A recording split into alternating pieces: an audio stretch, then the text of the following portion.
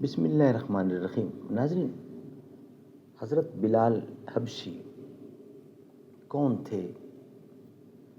حضرت بلال حبشی بلال ابن رباح رسول اللہ صلی اللہ علیہ وسلم کے مشہور صحابی، پہلے مؤذن اسلام اور غلام سے بلند مقام پر فائز ہونے والے عظیم شخصیت تھے، جو حبشہ سے تعلق رکھتے تھے اور اسلام قبول کرنے پر بہت سختیاں جھیلیں، لیکن اپنی ثابت قدمی سے آپ کے خاص صحابہ میں شامل ہوئے اور بعد میں دمشق میں وفات پائی۔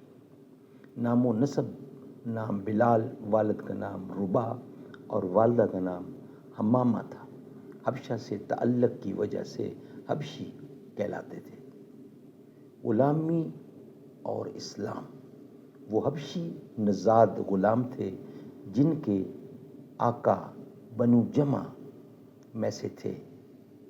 انہوں نے اسلام قبول کیا اور اپنی وفاداری اور صبر سے مقام حاصل کیا۔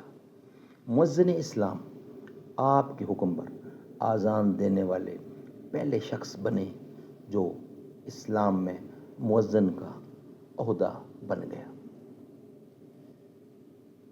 وفات اور مزار: آپ کا مزار دمشق، شام میں مقبرہ الباب باب الصغیر میں ہے۔ ناظرین، حضرت بلال، سیدنا بلال صحابی رسول اور ان کے والد کا نام ربا تھا۔ ناظرین، یہ تھا تعارف حضرت بلال رضی اللہ عنہ کا۔